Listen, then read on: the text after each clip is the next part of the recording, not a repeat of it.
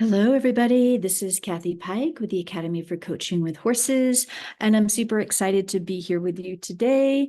I wanted to share another card from my card deck, the Oracle of the Sacred Horse.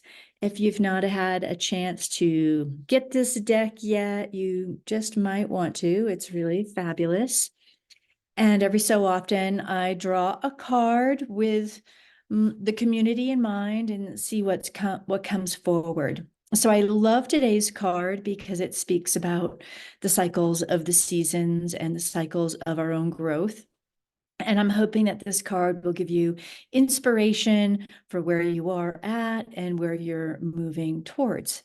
So along with that, I'm going to read the card. I'm going to show the picture for you. I think I'm actually going to show you a bunch of pictures from the card deck. And then there's some announcements below and some announcements that I'll talk about also. So let's get started with the card. Let's see here. I'm going to share my screen. And here we are. All right. So the card that I drew for everyone today is called Spirit of Light After the Darkness. And the three key words are cycles, hibernation, dawn breaking. A beautiful paint horse rears up in the night, its spirit carrying both the dark and the light. His eye is bright with curiosity as his mane blows back in the wind. He looks to the distance where there is light on the ridge.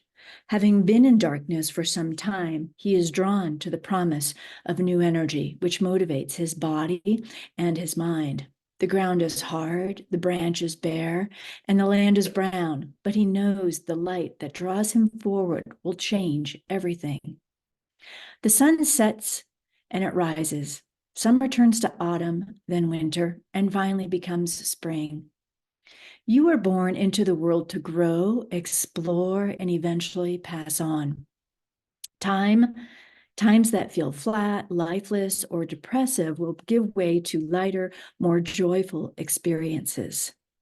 The bounce will return to your step, and your view of the world will become more optimistic. Within its mists, it is easy to feel the darkness will never subside. Life may never be as it was, but the light will return. What was is now gone. In the stagnation of winter, your body, being, and brain can recalibrate. Hibernation allows you to rest and repair, realign your values and vision, and reset your system for when the dawn emerges.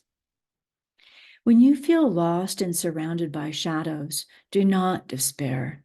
Instead, go inwards and review what you have done, who you have been, and what is most important to you. Like the ebbing of the tide, energetic lows are a natural part of your unfolding cycle.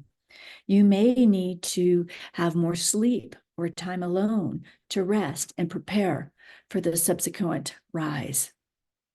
This time is crucial to the unfolding of the next phase.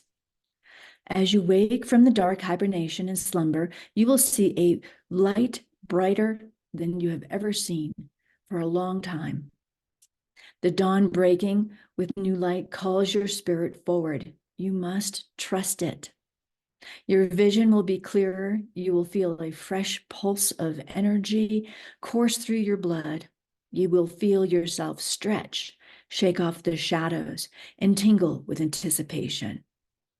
Just as the paint horse spirit catches the light of dawn in his eyes, your view will brighten with the emergence of a new life.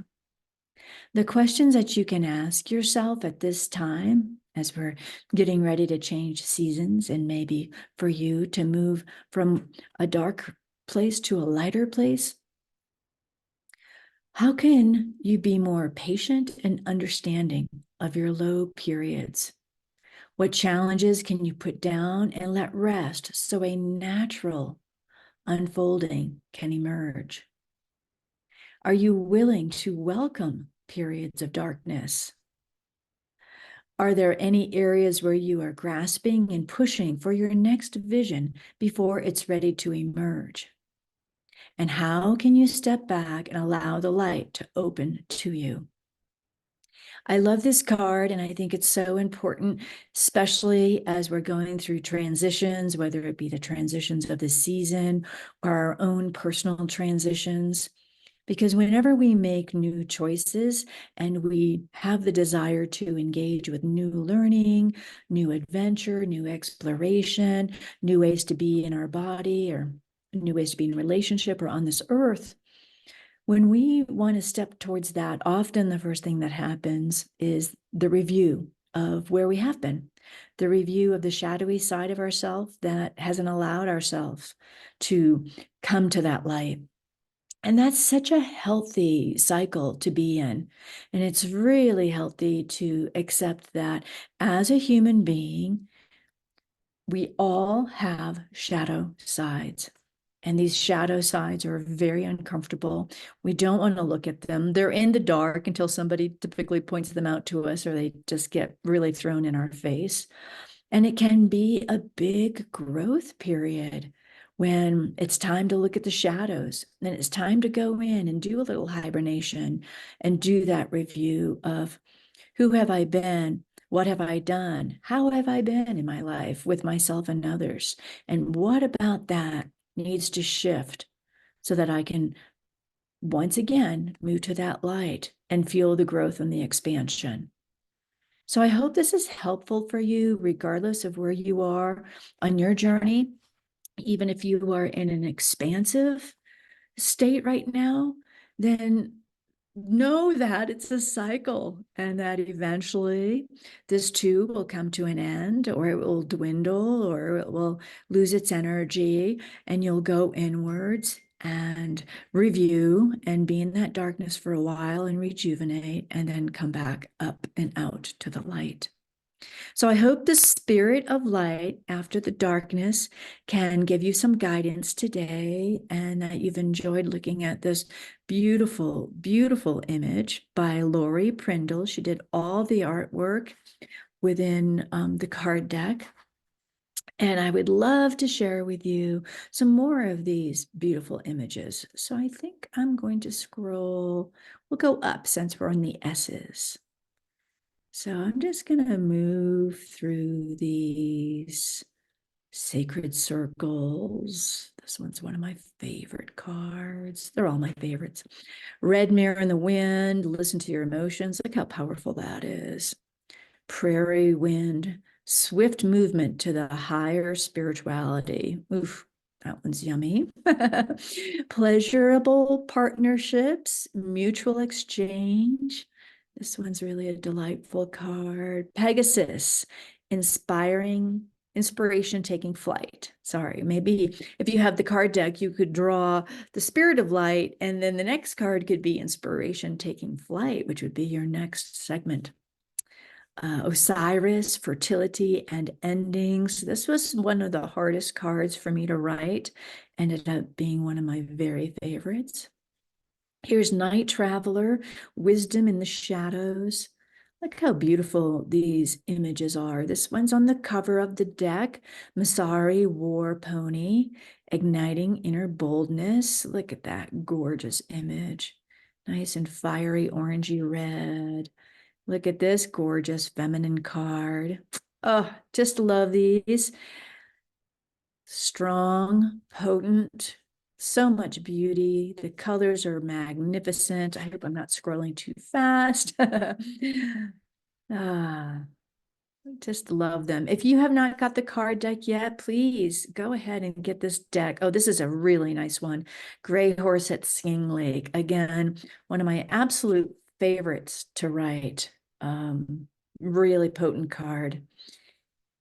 Yeah, you can get this deck anywhere, Amazon, all the online places basically. And I think even internationally you can get it now. It was published by a company in Australia. And if those of you who might not know this, they called me and asked me to do 2 card decks. This is an interesting story. They asked me to do 2 card decks because I always wanted to do a card deck, but I didn't want to do the whole thing by myself.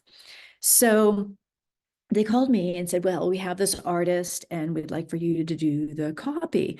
I said, well, that sounds really great. Could I see the artwork? And, I want to see who the artist is.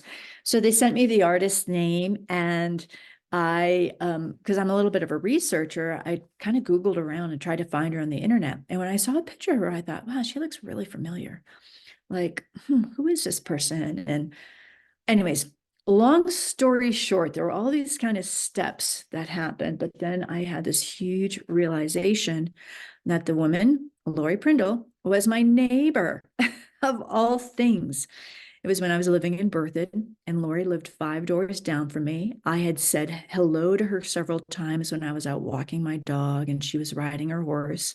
We had been at a couple of gatherings together.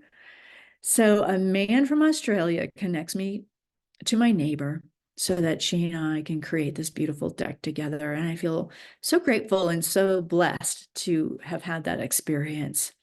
So it was, well, right here, we're at Galloping Collective. So it was a collective of people that created these magnificent cards. Such an amazing company to work with. So, all right, let's continue on here. See some of those beautiful, beautiful cards. Each one has its own energy. Look at this one, the White Mare. This is a wonderful tale with this card. Okay, great. I'm going to stop the share now. So hopefully I've tempted you to go head out and get the card deck if you haven't got it yet. And a couple of announcements for you. Another card deck is coming out. It will be out in April. I'll be sending some information about that. I have a couple of on-site programs coming up. One will be in Colorado Springs in June. And the other one, I haven't figured out the date yet, but it'll probably be here on my property. And then also, oh yes, March is around the corner and level 1 is coming right up. It's offered twice a year now. The next one starts March 20th. So it's an online program. It can be taken anywhere in the world.